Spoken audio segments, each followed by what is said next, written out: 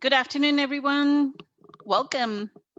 Today is July 1st, and I cannot believe half the year has gone by. And this is another Facebook Live. We have Kelly with us. He is a Qigong master, and Kelly and I are going to try and answer some questions, talk about a few things. Welcome. Good to be here. Good afternoon, Kelly. Good afternoon, Eileen, our incredible moderator. Good to see you both again. Thank you. To start off, Kelly, I'm going to start with a question.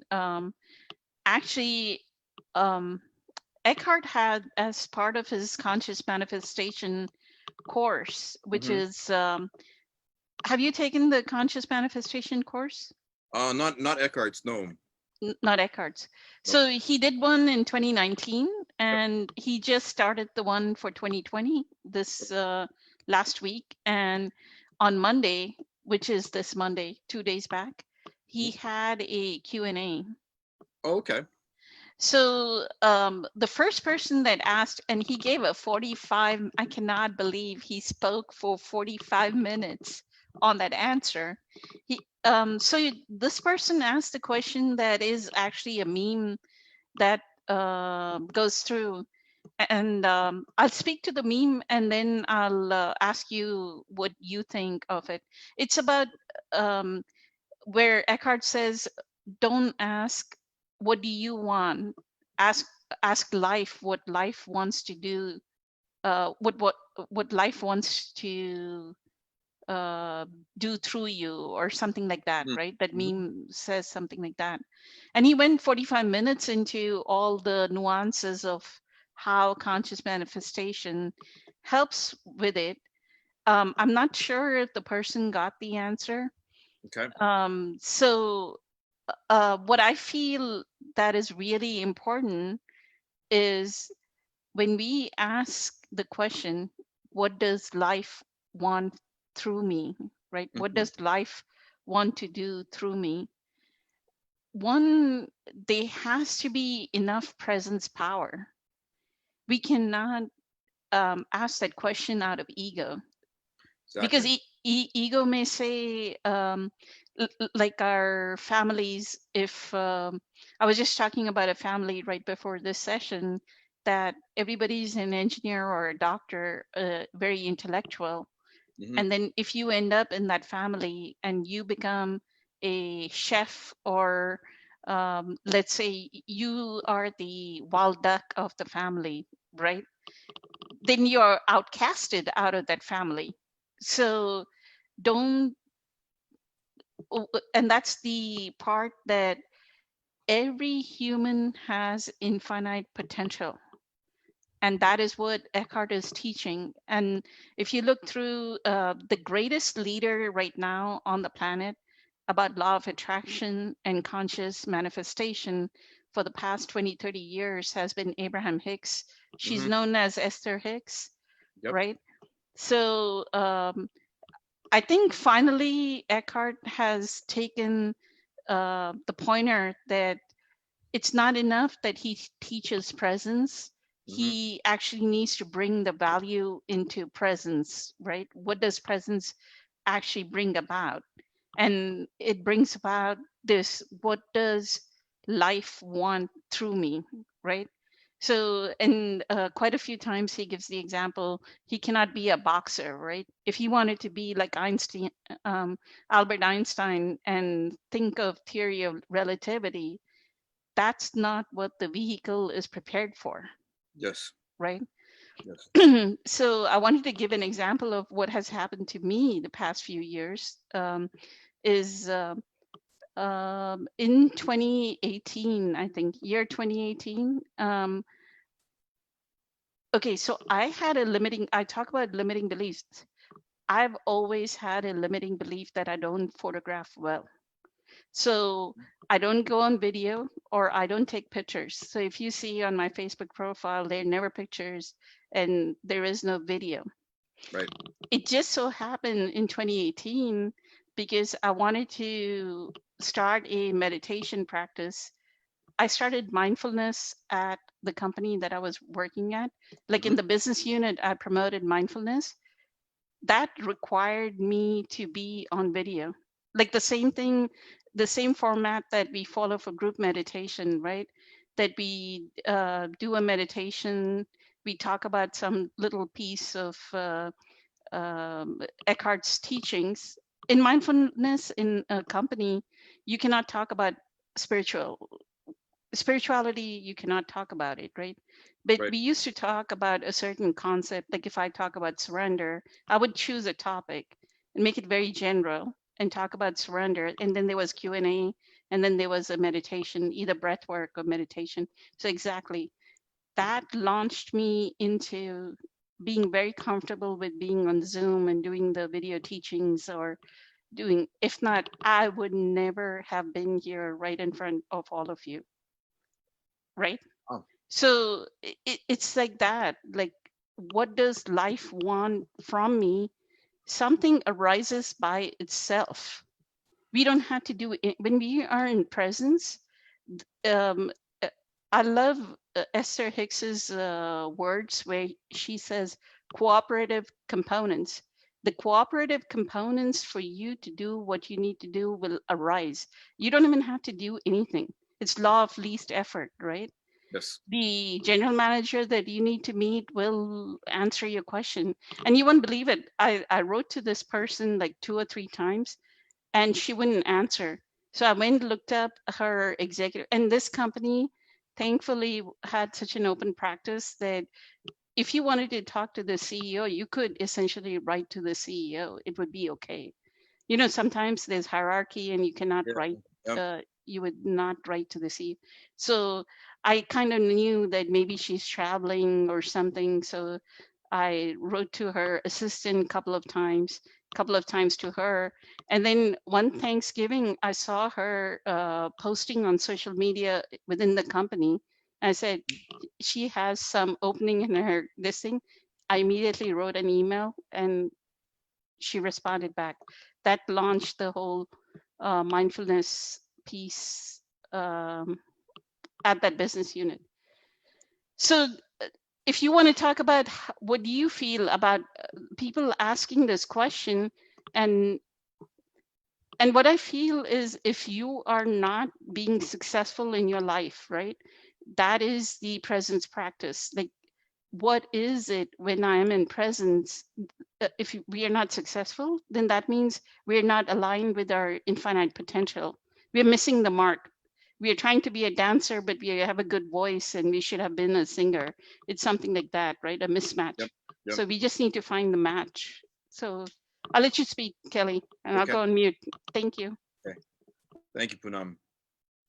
Wow. Yeah, that's a very deep, wide-ranging subject to talk to. Manifesting, in my experience, manifesting is done 2 ways. One through mental projection, through the ego, and the other through heart and being aligned with your spirit. And they're very, very different, completely different realities. And this is why being able to go inside and have discernment and to be able to feel the body and to be able to feel what space you're actually operating from and why and how that actually causes and creates your reality is really important. A person needs to have discipline with presence and being present and emotionally responsible to understand how they're creating their reality. And by emotional responsibility, I mean, understanding what their monkey mind is doing, how their monkey mind is hijacking them to create drama and feed a pattern. And again, understanding all those patterns that you mentioned, the society, family, the cultural patterns that we get programmed into or slotted into are exceptionally important to understand how they actually impact the way we think and the way our thoughts are created and how our thought creation is motivated by this programming. And my experience has been that it is difficult at times to discern and understand the feelings that we are creating from. And the perception of success in my experience is very different than, you know, when you're creating from mental projection, from the ego, from success, of having, you know, the external symbols of wealth and power or success, if you will, you know, the good job, the family, the big house, the cars and stuff like that. External success is very, very different in my understanding from internal success and alignment with heart space and alignment with self and being true to yourself based on what the universe actually has given you in your heart. And that's how I look at it. Back when I was in my 20s and a teenager, was no idea of how different it actually was being in my head versus actually being in my heart, being in my ego and letting my monkey mind, you know, cause me fear, anxiety, run away with judgment, you know, self-denial of how good I was at certain things like writing and martial arts, but also not understanding how attached I was emotionally and how I was hiding in that emotional attachment and keeping myself from being successful in a way that I did not understand at the time. When I was, you know, when I'm younger and when you're in your 20s, you're looking for external events to validate your identity. And, you know, going to school, having certain kind of friends, doing certain kind of practice, those are all external validations that our monkey mind and our ego and our shadow likes to really feed off of and use to create this sense of self that is not actually based on being present, that is not actually based on being in your heart or connected to creation and the universe, and is not about being aligned with spirit. My experience has shown me that manifesting from the heart is very, very different and requires a lot of discipline to maintain that space of alignment, to hold space for what you want to create, and to make sure that you are actually keeping that alignment and holding that space so that you can create from the heart and not get pulled back into your monkey mind or into fear or judgment or drama or pattern that is, you know, embedded in us from our friends, our family, or the culture that we live in, the society, or even the, you know, the country consciousness that we live in. The idea of self being based on all these external things is, in my understanding, my experience, the greatest barrier to actually manifesting or really creating a sense of self that is in alignment with spirit and in alignment with our heart space. And the more that I have worked at detaching from those stories that I used to tell myself about why I was important to these other people and basing my value on other people around me or my family or being a part of, you know, this country or whatever, and realizing that those external things are not actually who I am and is not actually the truth of, you know, to be perfectly honest, the universe. The universe is not this little ladder structure that we climb to get to the top. The universe does not have rungs on it. It is not one way. The universe has many, many different expressions. And that's one of the most beautiful things about actually creating the life that, you know, the universe wants from you, or that is your actual expression of the universe through you, finding that space inside, connecting with that space inside, has taught me that I am a very different person than I thought I was in my 20s and 30s, and that it's a constant evolution. And I mean, it's just so different than what I originally thought. And you never know where you're going to go from here now that you have that self-realization, right? It's Yes, going to be exactly. an amazing journey. It could be an incredibly amazing journey with exponential success Yep, in their heart space exactly. expanding. We have a few questions, Kelly, so I'm going to Okay, move to the questions. sure. Okay. Thank you for your answer. That's My pleasure. beautiful. Appreciate it. So good afternoon or good evening, Christina and Sujata. Christina says, are you talking about the conscious manifestation and the question that life wants from me? Yes, we were talking about life wants from me. The one thing I wanted to add to you, what you were saying, Kelly, Mhm. since you brought up the age factor, I've seen people that even like on the Oprah Winfrey Network, they were playing. I think there's a um, soul food restaurant called Sweetie Pies. And Right. this woman was a singer and she started her restaurant at age 50 when she lost her voice. Oh, wow. Right when she was not able to sing is when she started this soul, and now she's 70 something, a huge success, and that's why they played. So don't think that manifestation is something that you do when you're 18, 19, and oh, my life is over, now I'm Exactly. in my 30s or I'm in my 40s. Reimagination can always help. So Christina asked, does the external purpose change? And like I gave the example, yes, your external purpose can change because Yep. the more aligned you are, your inner beingness, you are given a unique talent, and you get aligned with your inner beingness, and the inner beingness will drive us to go do something else, to be a writer, Yep. right? Yep. And when we are aligned, and that's why all of us, millions of us, love Eckhart's books, is because it's written from that space of presence, right?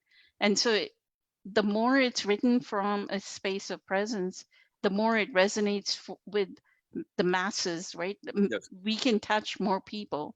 Yes. When we do it out of mind energy, Yep. leave alone the fact that anything done out of mind energy gets destroyed. You want to talk about the does the external purpose change? Christina asks, does the external purpose change? From my experience, absolutely. I spent 25, almost 30 years as a policy analyst, and yeah, working with government and communities. Got a lot of that in my brain. Coming from a very intellectual family, lots of researchers and scientists.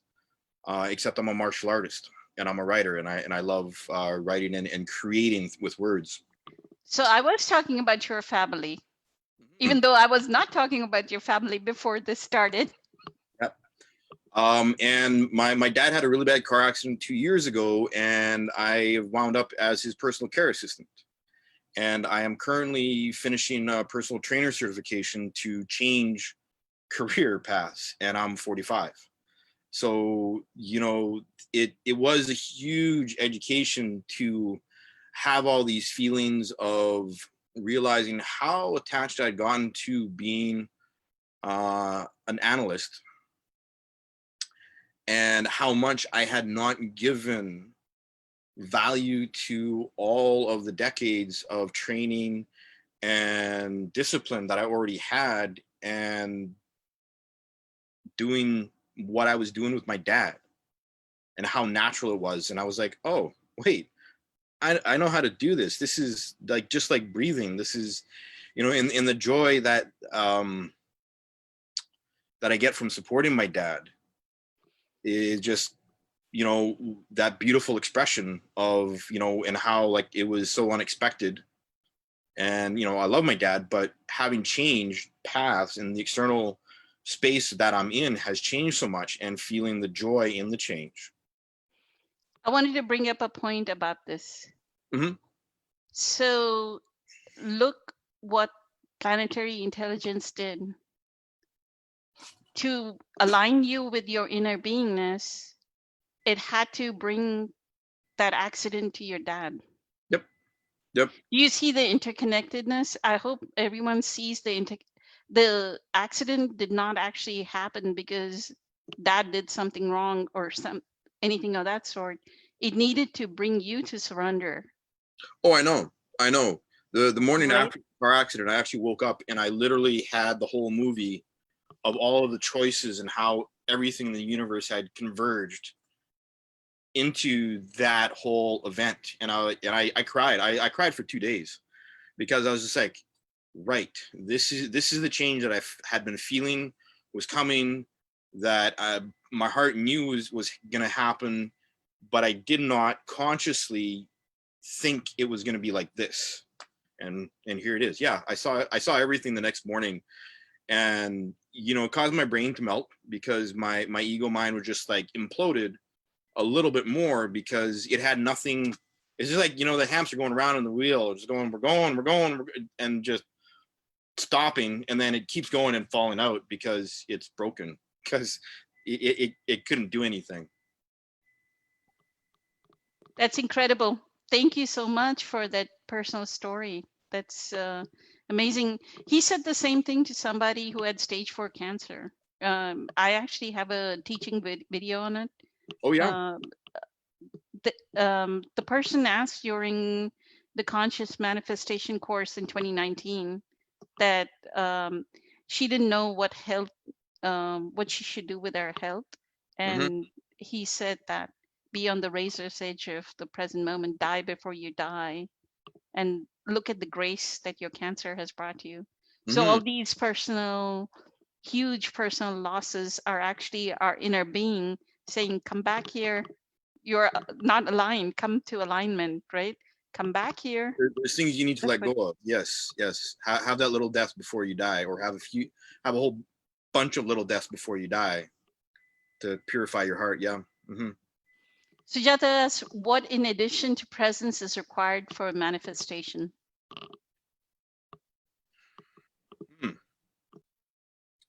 Is that something you want me to talk to Poonam? You can start. Okay. I'll add on. What else is required? The discipline of keeping the space is probably the primary thing. Wanting to have something needs to be understood because you want to make sure it's not an ego need. You want to make sure that it's not a story that your monkey mind is telling you and making it feel and seem like it is actually a want or a purpose. And that's been a big learning for me. And again, it depends on whether or not you want to manifest from your mind and from your stories versus from your heart and your alignment. And that is probably the most important thing to understand.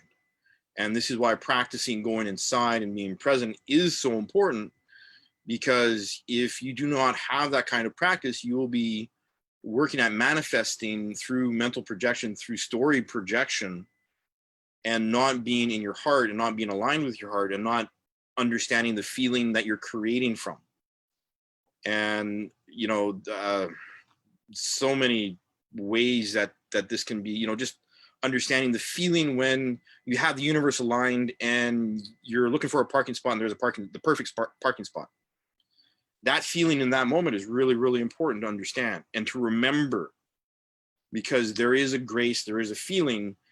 Synchronicity like that is really important to pay attention to, because it's the feeling of that moment, being present, because we often have a hard time at first remembering what that feeling is when we're present and everything sort of like works together, and boom, you have these magical experiences and the synchronicities and the universe aligns.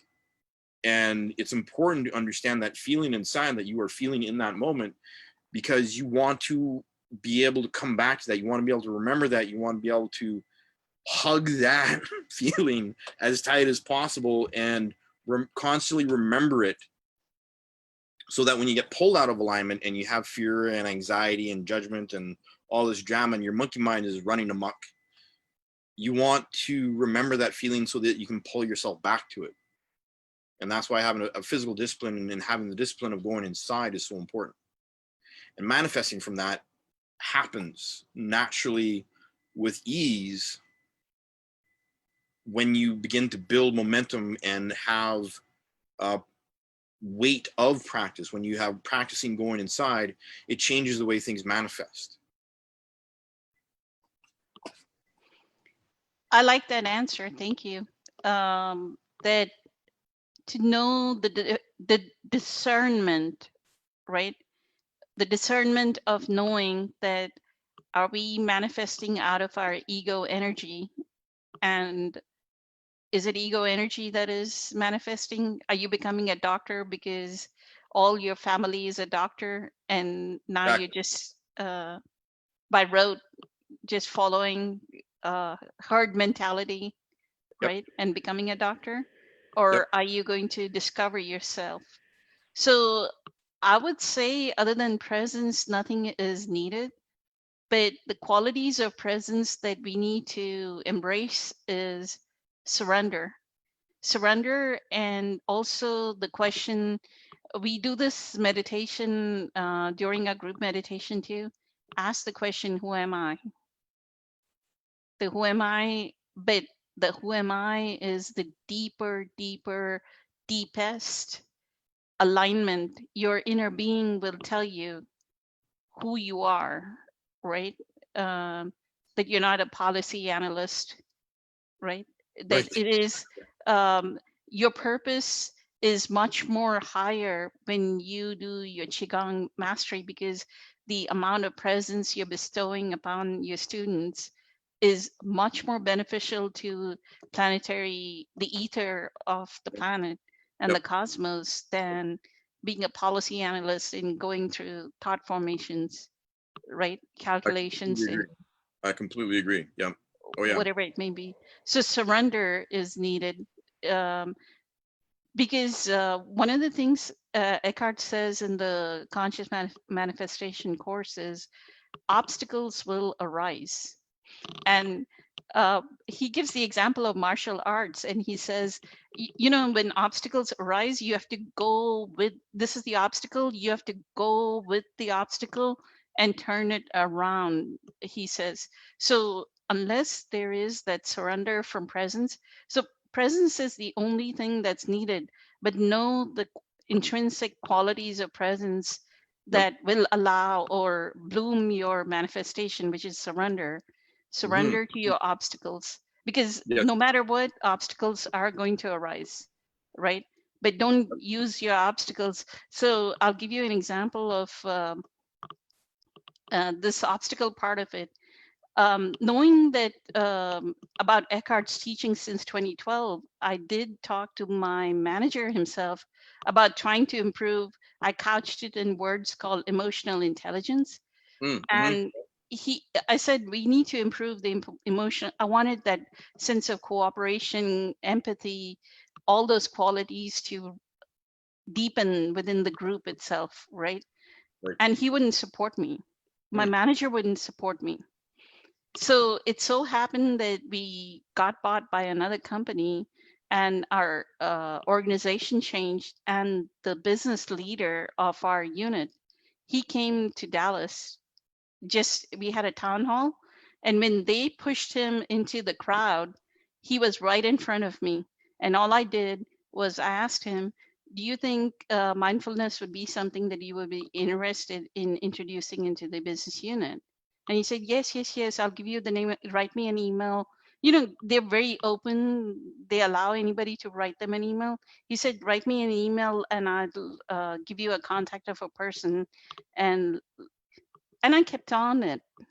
Like, if I wrote the email to that person, then whoever he asked me, just let let the universe tell you, let Yep. planetary intelligence tell you what your next step is. Mm. I think we answered that question. Thank you, Christina. Would joy, gratitude, and enthusiasm already be there? In Sujata also asks, would joy, gratitude, and enthusiasm already be there in presence?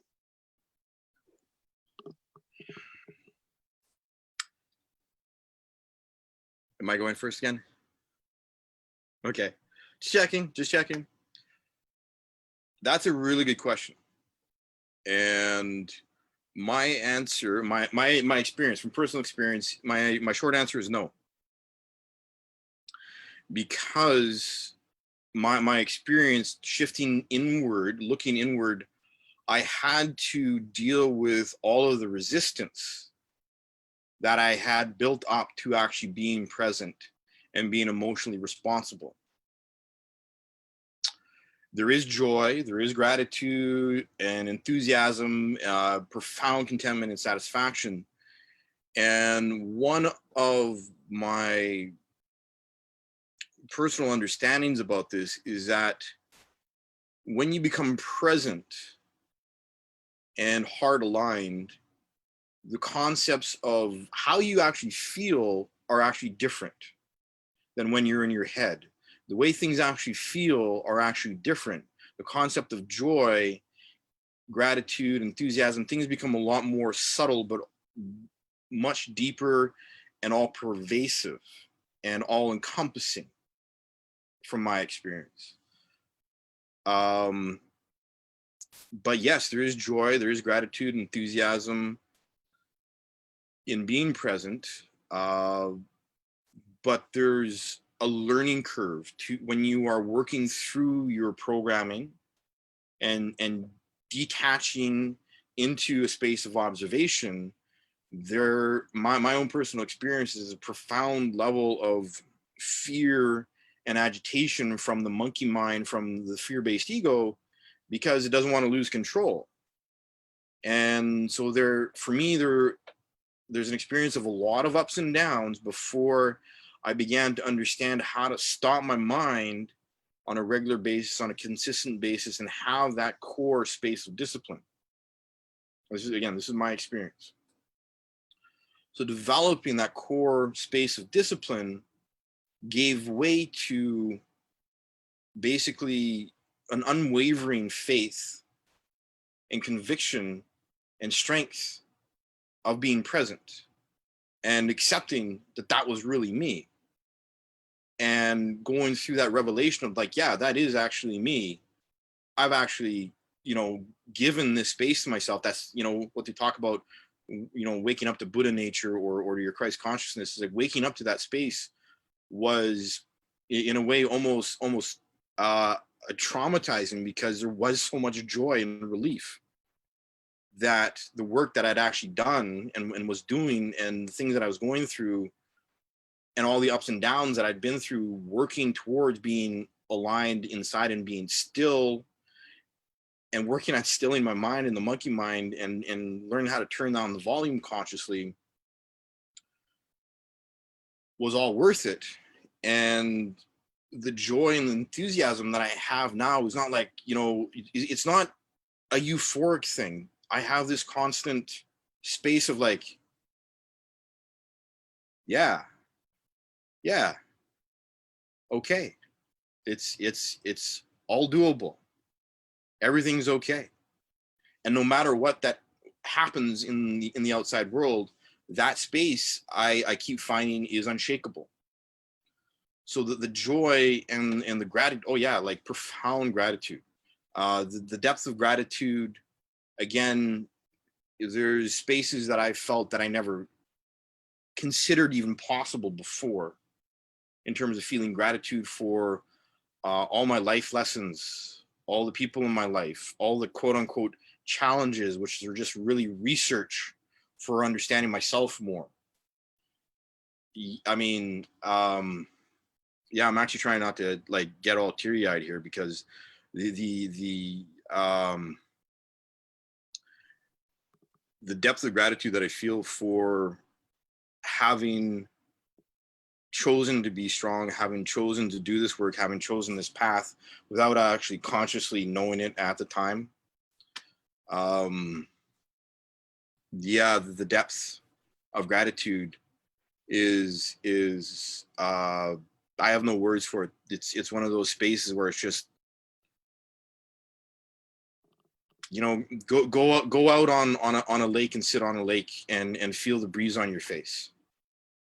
I mean, that kind of peaceful moment is sort of like the closest way to describe the depth of gratitude. Beautiful. Thank you, Kelly. Yeah, that the ego could actually be the obstacle to knowing of these qualities, right? Yes. The monkey mind. I do feel that joy. So these are there is a feeling tone to when we are experiencing humility, when we are experiencing gratitude, when we are experiencing empathy, love, the unconditional love, right? Loving kindness, and it expands to infinity. You can expand to infinity with keep giving love, and you can just keep giving, right? Yes. Just fill Yes. your cup and you can just keep giving, and they are qualities of presence. So it's that high vibrational, when we are aligned with our inner beingness, Hmm. then Hmm. it's that high vibrational frequency.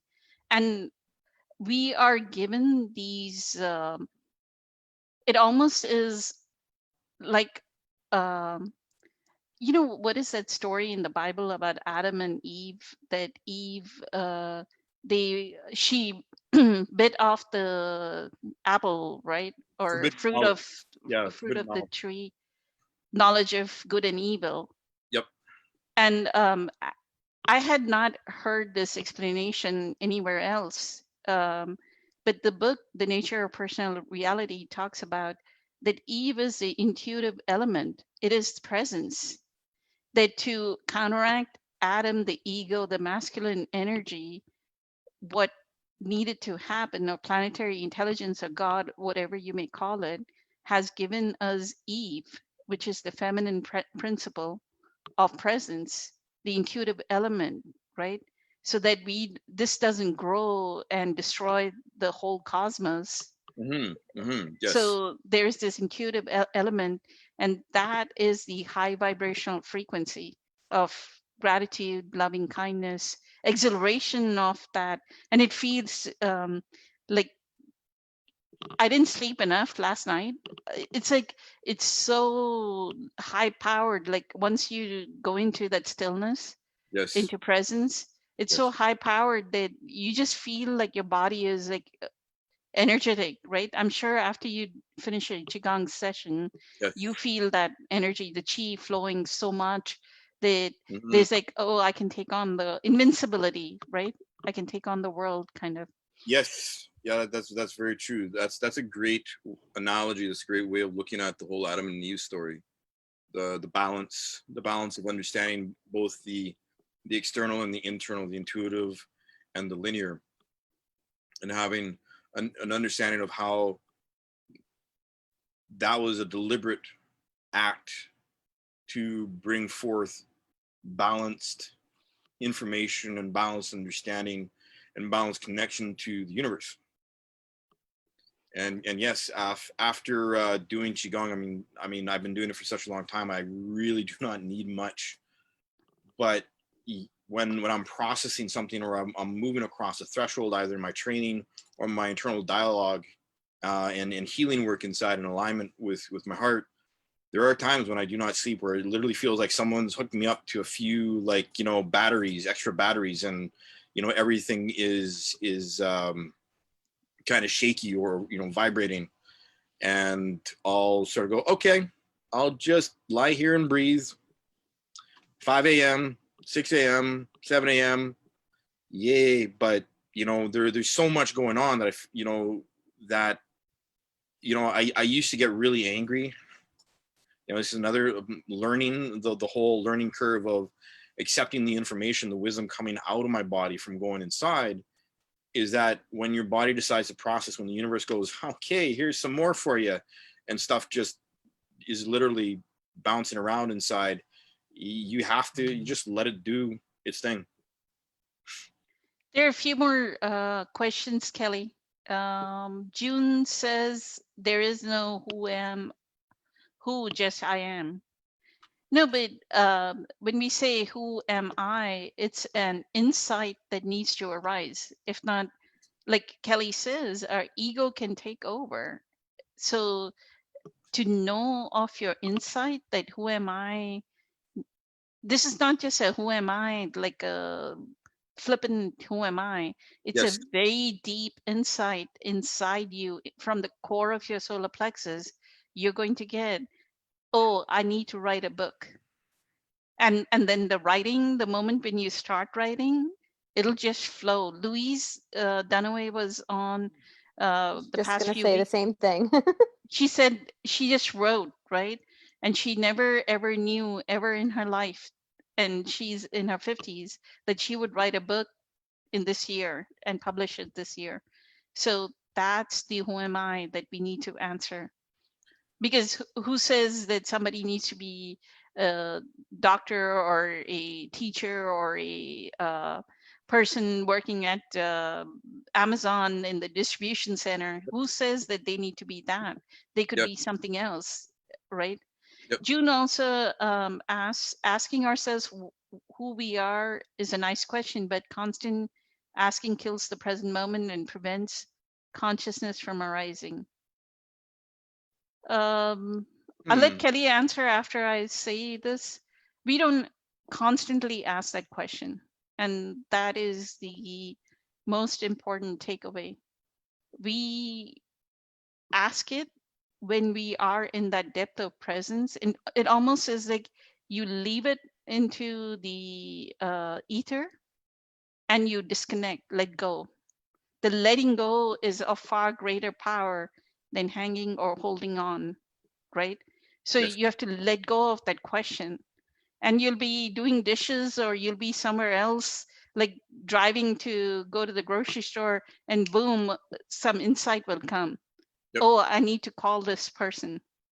Yep. And you don't know why you need to call this person, but that urge will arise.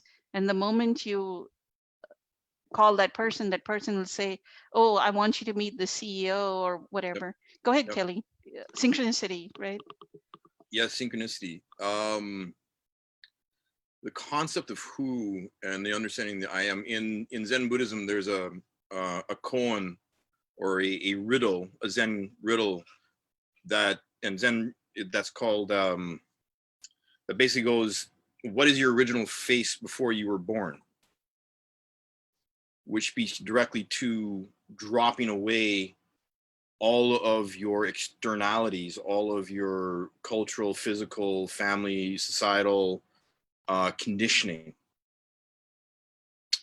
and looking at your original face before you're born. Before you were born, you're part of the cosmos. You're part of the universe.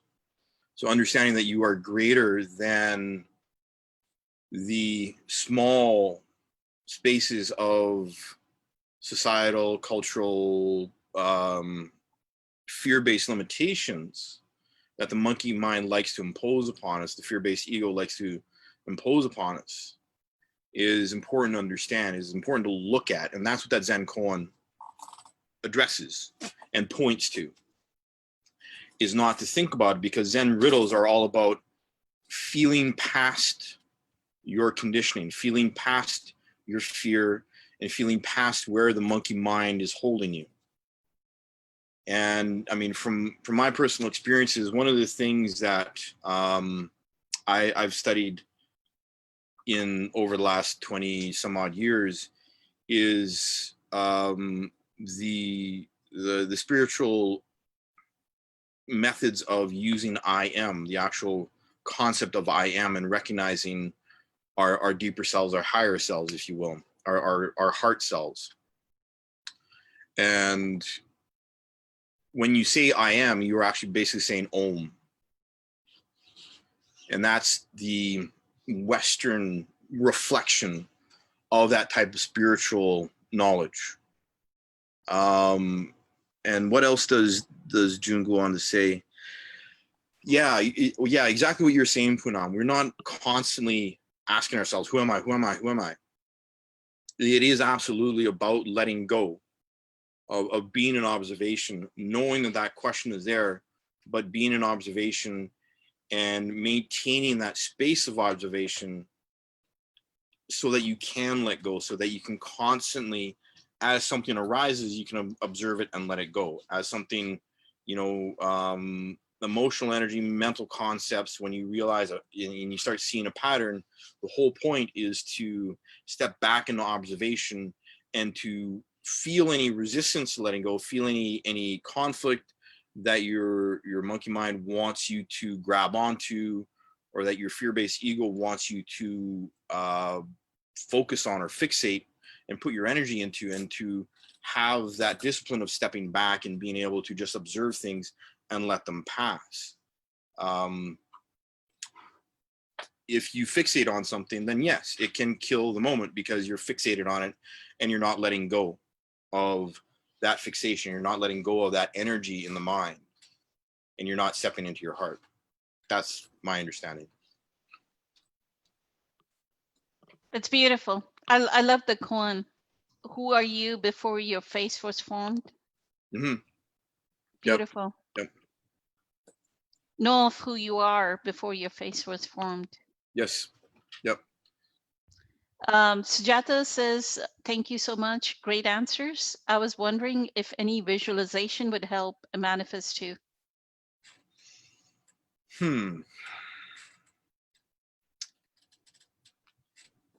Okay. Visualizations. Well, again, visualizations can be a little tricky because, again, you need to understand how you are visualizing something, whether or not you are wanting to manifest and visualize from mental energy, from story projection, versus actually being aligned in your heart. And the big difference is that when you are in your head, you're projecting outward onto your external reality how you want it to be. You're trying to control your reality. When you're inside and allowing reality to come to you and let the universe provide, then it's completely different. So, I mean, in the meditations that I do, that I share with people in my meditation classes, I get people to focus on being inside and being in their bodies, and to learn how to listen. And you can visualize wanting something. You can visualize a car, you can visualize a house, a job. That's actually very easy to do. And, you know, there are lots of information out there about manifesting that way in terms of the external world.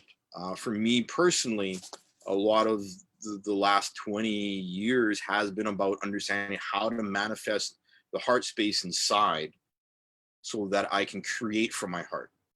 Understanding how to build that connection to my heart so that I'm not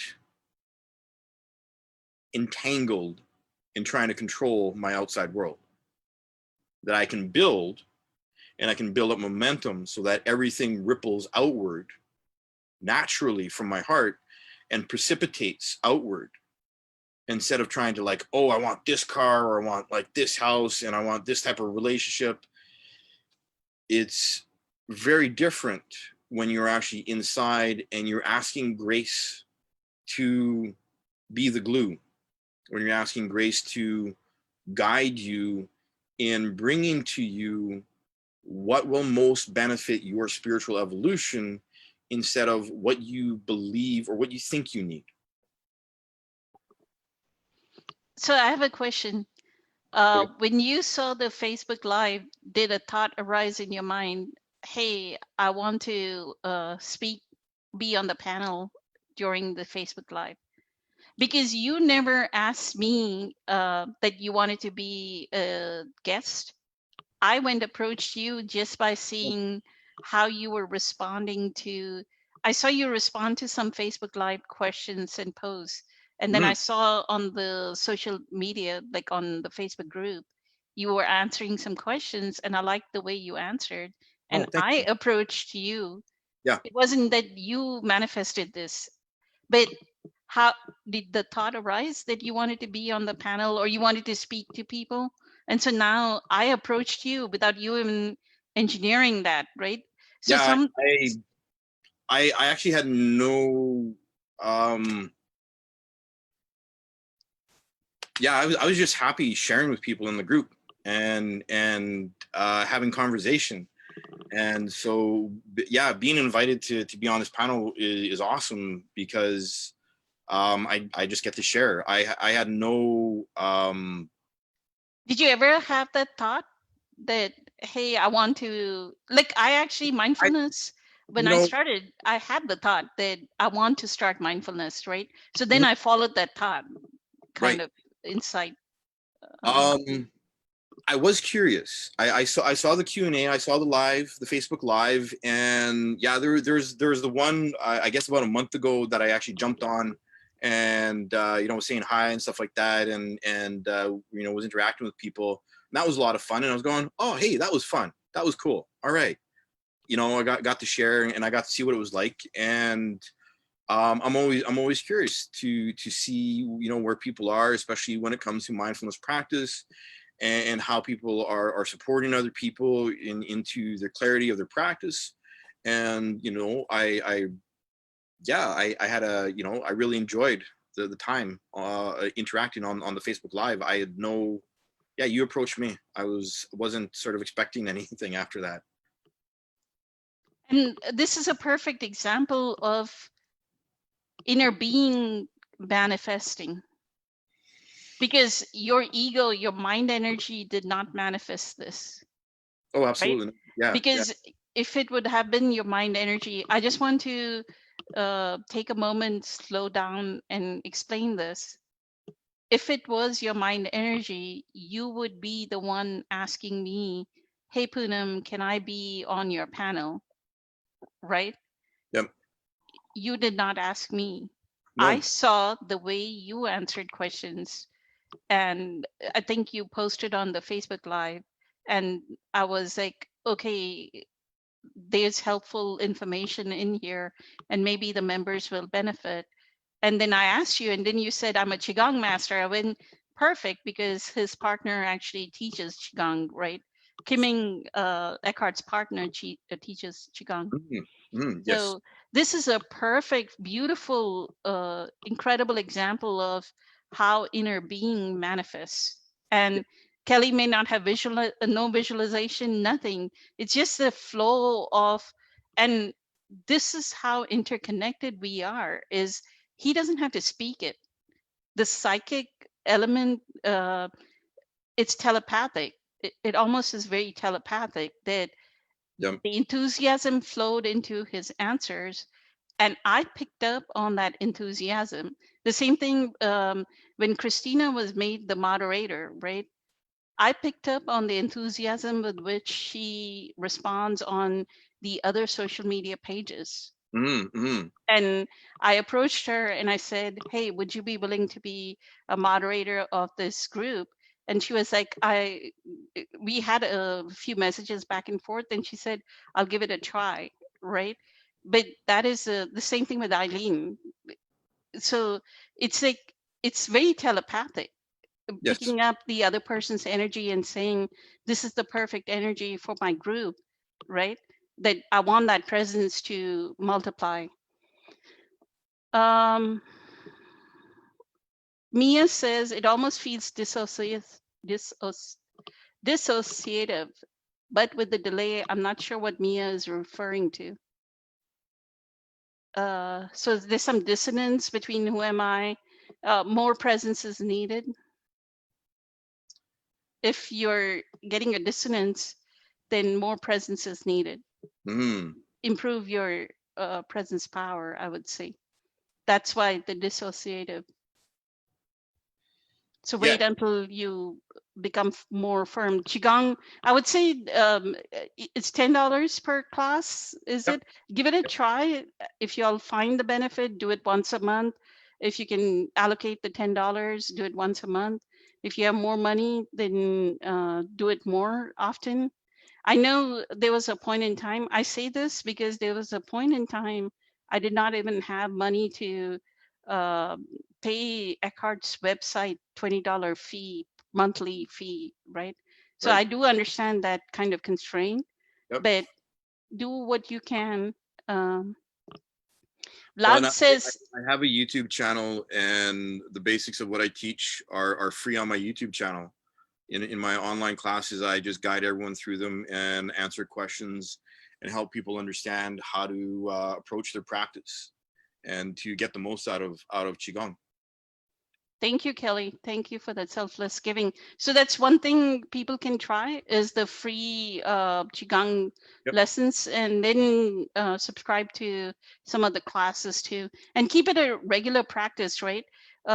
In School of Awakening, Eckhart recommended twice a week of Qigong, like Qi Flow, Yep. twice a week. So at least do it minimum twice a week, if not every day, kind of.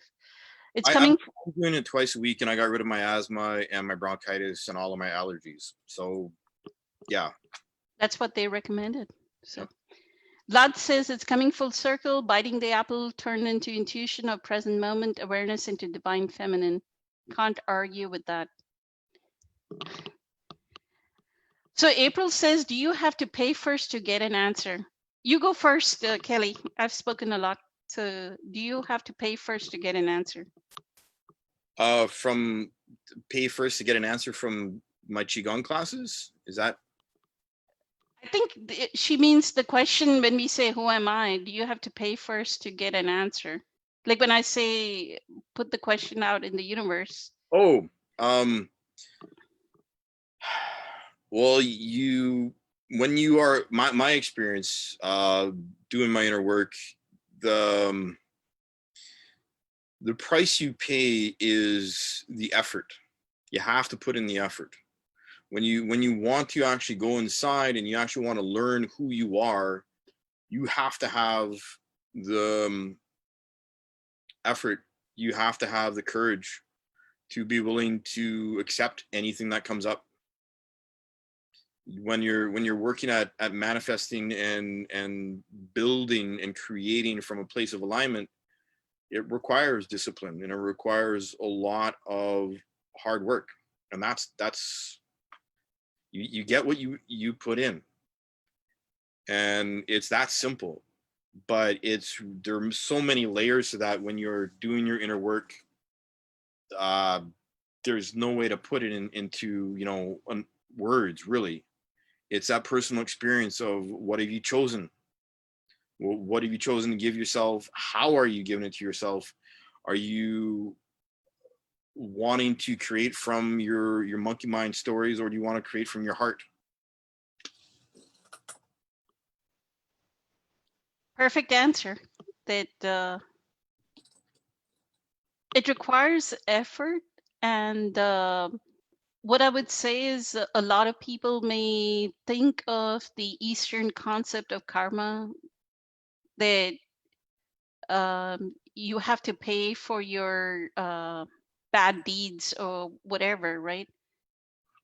But realize this is what Eckhart is saying, is if you can develop your presence power and be in presence from this moment, you can be a murderer the moment before. Yep. Right?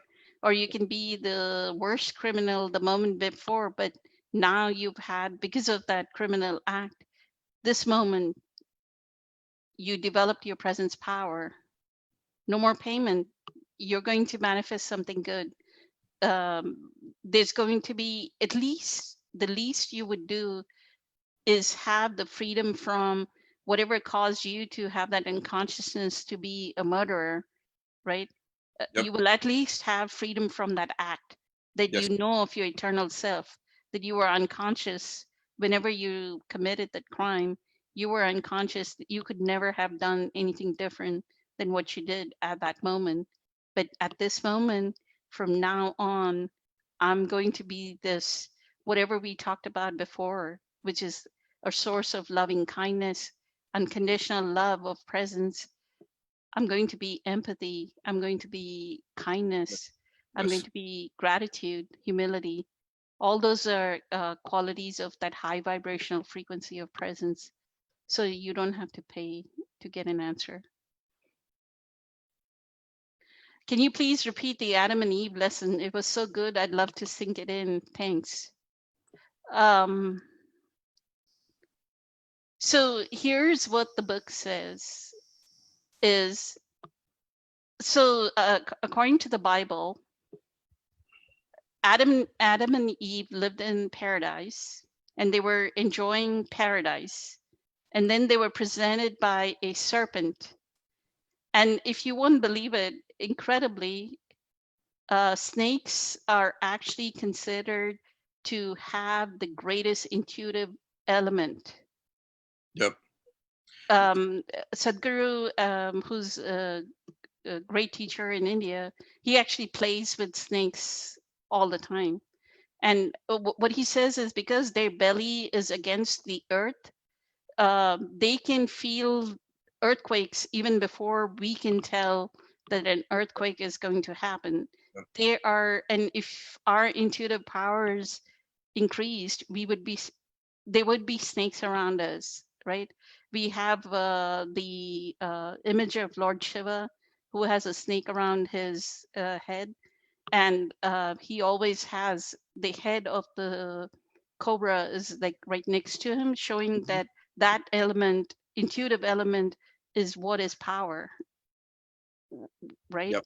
Yep. So what the book says is when that statement was made that Adam and Eve bit off the fruit of good and evil, the biting of good and evil. So you don't like if 7 billion of us came to presence, we would not need any borders. We would not need any policing. We wouldn't need any, because the intuitive element itself would just allow 7 billion to pour loving kindness and compassion out, empathy, loving kindness out into the universe, right? The Yep. reason why we need all this policing and borders and fences and blah blah blah is because of the human ego. But so the intuitive element is, Eve is considered not out of the rib of Adam, it's more the intuitive element in Adam is Eve. And because of the intuitive element, we can have the yang of Adam being the masculine ego. So what planetary intelligence has done is, yes, I will endow humans with an ego, so that, so what has happened is, and this ties back to conscious manifestation, it is saying, I'll give the creative. So if you want to understand manifestation, it's a creative push, it's a yang, right? It's a push of a masculine energy out of the physical form, the inner being going out and creating. So that push needs a safety valve, right? That pressure cooker needs a safety valve, and that's the intuitive element, which is the feminine principle. I hope that's good. Yeah. Samar says that's awesome. What was your face before you were born? That's a great discussion question.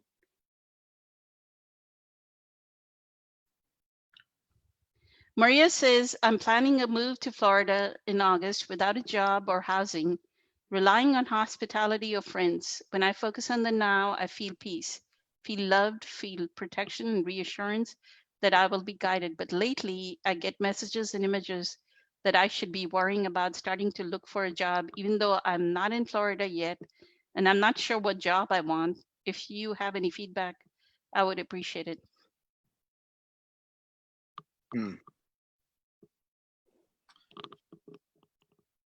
You want me to go first? Sure. Yeah. Thank you, Kelly. I would say, I mean, that is the synchronicity, right? Like, so we almost are dependent on our inner being to attract, and I'll go back to the words cooperative components. Your friends and family that is in Florida are going to be the cooperative components that will take you to your next level of manifestation. And having this unknowingness about the job, come join us during group meditation, and we'll do the Who Am I group meditation in 1 or 2 weeks. I rotate the meditations, and you can join us in the Who Am I. Kim Ing has a Who Am I meditation already on YouTube. You can use her meditation. So sit in that stillness. Join Kelly's Qigong classes and build your chi. Because literally, I mean, if you get to that stillness, that inner being has a wave, like it feels like a wave is flowing through your body, right? Yep. So you want to be in that chi, like feel the prana, the chi in your body, and that will direct you. That will tell you intuitively, it will tell you. You don't have to use your mind. Intuitively, it will tell you. So I lost my job from the company where I started mindfulness. I lost my job last year, and I just started applying. And the intuition I had was, I d- I actually don't have suits. Like I don't have business suits because we do business casual, right? So I was like, oh, I don't want to go through this process of going and buying business suits. I wish I get a job over the phone, right? And 3 days later, I got a job over the phone. Nice. They talked to me on the phone, and it's like that, right? Things just happen. You don't have to engineer it. You don't have to. That's the law of least effort. Hmm. Vlad will say, right? He follows Dr. Deepak Chopra. So Right. I will achieve maximal benefit with minimal effort. Law of least effort. Follow the law of least effort. Kelly, your turn. Thank you. Understanding the contrast of practicing your discipline of being present and then feeling the energy, the contrast of the worry that comes up is a really important element to understanding the difference in being present and pulled out into fear and anxiety. And personally, I know from my own experience, when I am working towards something and I have images of worry or concern or fear trying to get in, it's always my ego. It's always my monkey mind. It's always my shadow trying to hijack me from being present. And being present is the most important thing you can do for yourself. And I really feel that you're on the right track, that what you are doing in terms of going inside and practicing being present is exactly the path that you need to walk. And you are giving yourself this experience of having all of these images of worry and concern come up so that you can give yourself that learning experience of feeling the difference between being present and your monkey mind trying to hijack you. And I really liked what Poonam said about the cooperative element of the universe. When we actively participate in our reality by being present and practicing that discipline, it really changes our reality and gives a whole new dimension to the whole concept of being in the flow. And when you are present, you are in the flow, but it feels different than what the mind wants you to think it is. Your mind wants you to think that the flow is actually about fear and judgment and worry and concern and anxiety, because that's what the programming is. The active participation of being disciplined and being present with yourself changes everything. And your fear-based ego, your monkey mind, does not want you to be present because it likes being scattered. It likes that agitation. That's what it's addicted to. You're giving yourself a perfect opportunity to learn how strong you are, because you are having this experience, you're making this decision, and you are providing yourself the learning experience that you need to go deeper into your practice. And the fear will actually cut you off from your cooperative components because Yes. you're bringing when the shutters are closed, the light cannot shine through. That's what Eckhart says, right?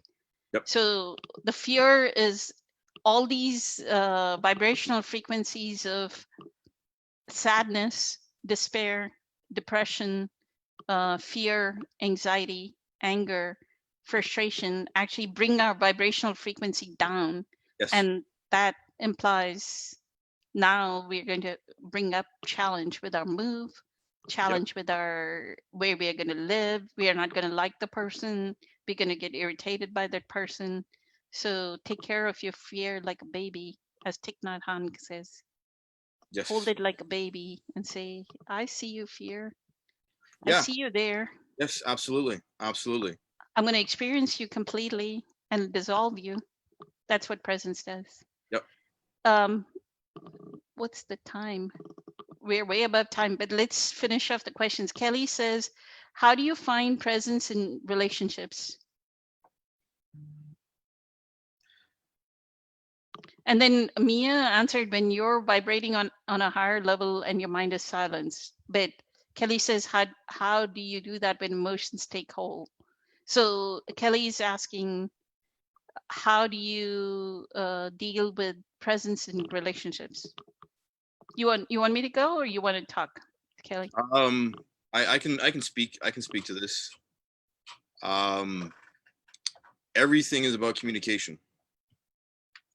Absolutely everything is about communication, open two-way communication, and the courage to be authentic and present in a relationship.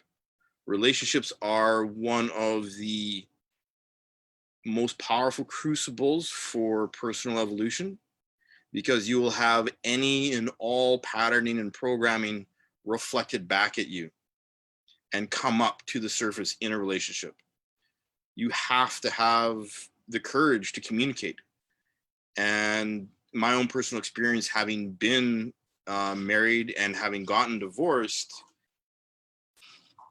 the amount of denial of communication that was happening, and the struggle it was to stay present and to build any kind of communication in my relationship, in my marriage, was the learning experience for me. Understanding how, when I got out of that space and stepped away from that old space and saw the cascade of events that had given me that learning experience, it really opened my eyes to how important it was to be honest with myself and to communicate with myself. And for me, that has been the pivotal, foundational, most important aspect of being present and practicing that in relationships. You have to be honest with yourself, because if you're not being honest with yourself, then you're projecting outward a desired outcome that is actually a manipulation. And you are not, when you're not having two-way communication, then there's no balance. There's no way to have balance. So you have to have communication. And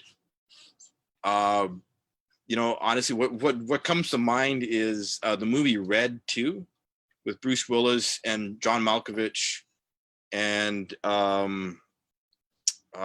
Mary Parker Lewis, I believe it is. Anyhow, Bruce Willis is having relationship issues, and John Malkovich goes, "You have to make the run to emotional safety. What are you doing?" And it's just like, it's a beautiful moment, because he's like, it's true. It's absolutely true. It's like, talk to her. You gotta talk to, it's just like, and Bruce Willis is this, portraying this classic, well, I'm a tough guy, spy dude kind of thing, right? Bruce Willis. And it's so funny. It's so funny. Like, throughout both movies, it's a brilliant play on the relationship and, this tough guy attitude that just so slowly falls apart. But John Malkovich is brilliant. It's like, make the run to emotional safety, which, what it boils down to is communication. And first, you have to be honest with yourself. Why are you there? Why are you in that relationship? Why are you there with yourself?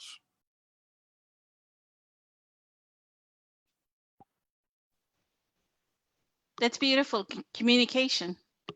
What I would say is there is a chapter, I think it's chapter 9 on in the new The Power of Now, called Enlightened Relationships. It's either chapter 8 or 9.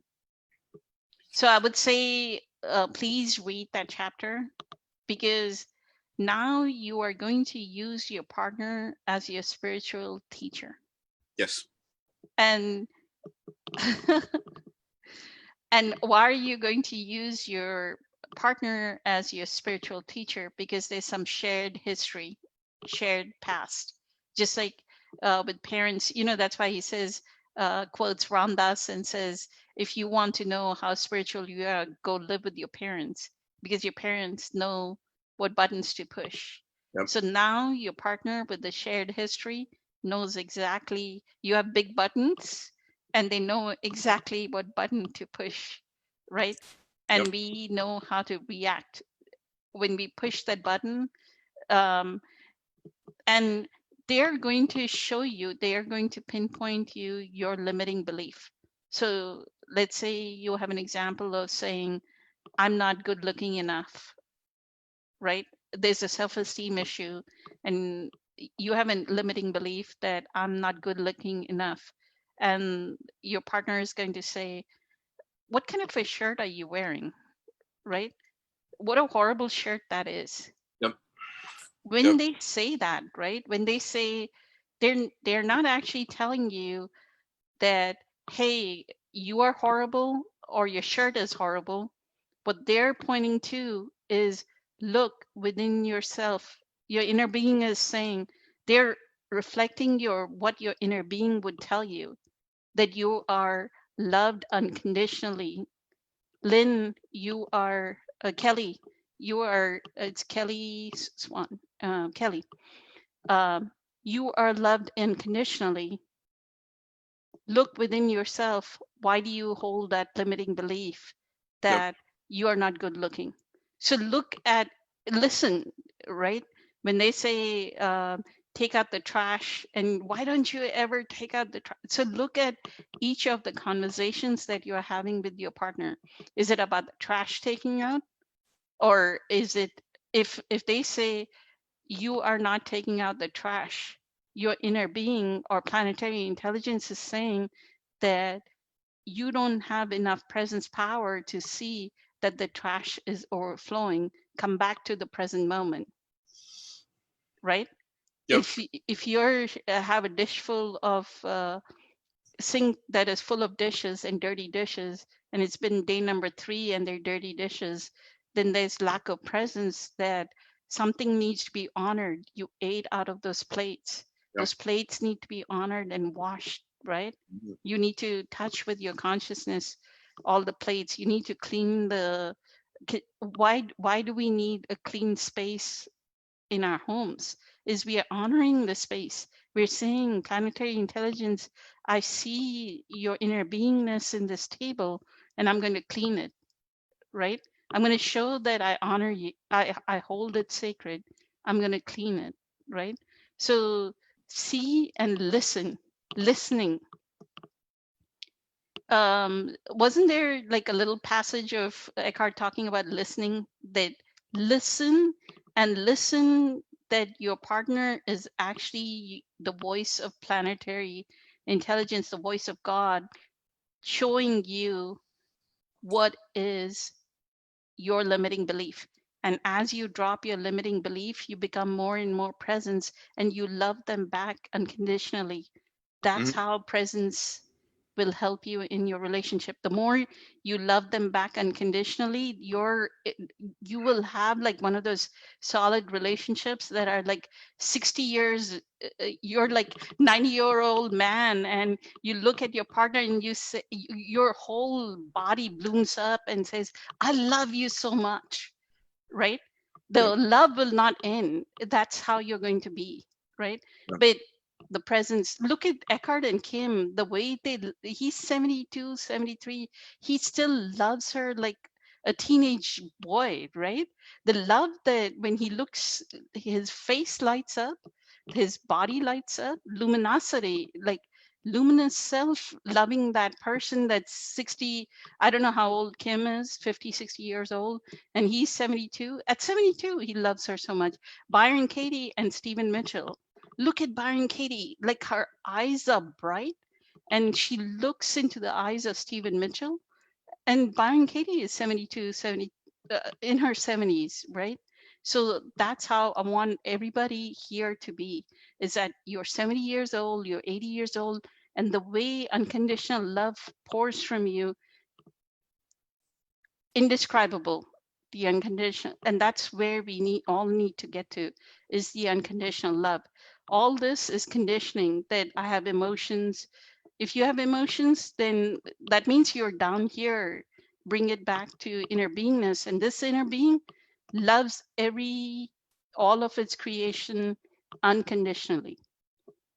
It loves the murderer, it loves the prisoner, it loved Hitler, it loved the inner being, planetary intelligence. All it is unconditional love. No question about it. So learn to be that. That's what Eckhart is showing as an example, right? On Yep. this note, you want to end? It's been, I think Eileen needs to go to bed. She has little kids. Kelly, do you want to come back next week too? Do you have time? I would love to. I would love You're to. enjoying the conversation? Absolutely. Yes, this is great. This is awesome. Thank you. Fantastic. We love having you. It's an honor and a privilege.